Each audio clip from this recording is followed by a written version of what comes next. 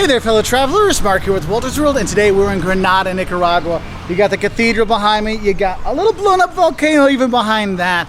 And today we have for you our tips on how to eat well and eat cheap when you travel. Because there's some tricks and tips that we have that we actually use that help us travel all the time and obviously eat pretty well, okay? Now my first word of advice for eating cheap and eating well when you do travel is one, don't eat.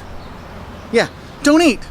Now what I'm saying with don't eat is not don't eat, is you don't need to have 3 big meals every day. Cut it down, have 2 big meals a day, or have breakfast, and then have a good lunch, and then have like maybe just a snack for dinner. Because what happens is if you're trying to have a big meal every single time, and thinking about it, we travel, me, my wife, and 2 kids, and we could be dropping, $50 to $100, not here in Nicaragua. Nicaragua, the 4 of us are eating for like 10 bucks. But the thing is, if you're going to big cities like in France or Italy or the US, man, you can be spending $70, $80 every meal if everybody's eating. So what we recommend is don't eat every single meal. Have a little breakfast, maybe a snack for dinner, and then have a big lunch. And that leads us into our second tip for eating well and eating cheap when you travel is use the lunch specials.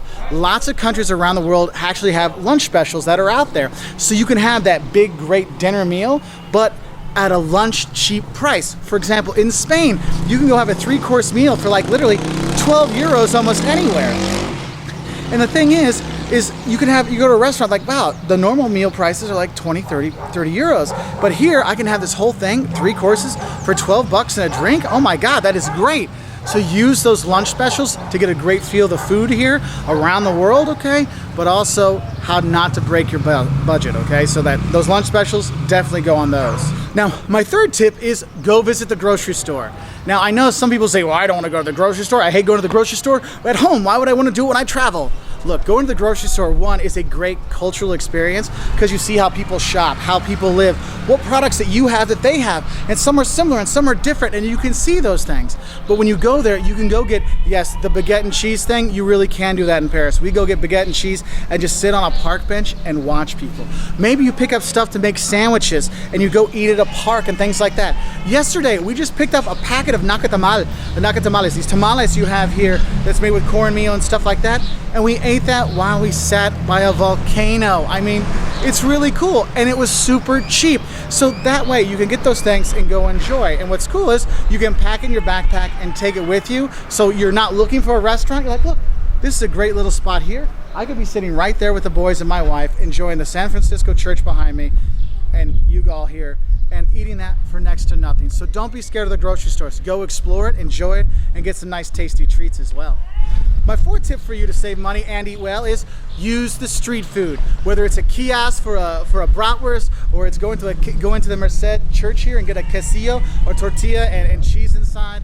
Look, there's a lot of great street food you can have. And the thing is, the street food in these kiosks usually are significantly cheaper than going into a restaurant. So 3 euros for a bratwurst at the stand, or go have the bratwurst plate in a restaurant. One's 3 euros, one's 12. You can have that same kind of experience at a fraction of the price, and that's why our dinners are usually kiosk stuff. So we had the quesillos here by La Merced in Granada, which is the tortillas and cheese and spicy stuff and cream inside. Oh, it's so good. In Germany, we finished off the night with a bratwurst, or maybe a Käsecreme or something like that. Well, that's Austria, we have that one, but I love Käsecreme, it's so good.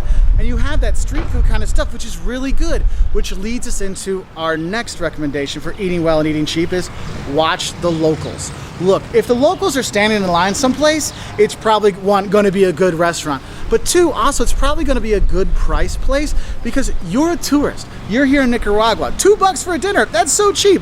For people here, that's not cheap, okay? You go to France, they live in Paris, okay? So for them, they can't afford to go to the fancy restaurant all the time because it's not their you only live once visit to Paris. So the locals know the cheap places and the good places. So definitely follow the locals. If you see a line, get in that line and go with them, whether it's getting fried chicken some places, or it's getting the quesillo in other places, or going whatever. See the locals, see where they eat, and go there. And that's one of my favorite parts of traveling is finding these local spots, because you could be in a huge city that's all touristy, like Cancun. Cancun's a great example. All these tourist places, super expensive, overpriced, all these stuff. We went where the local people that worked at our hotel went.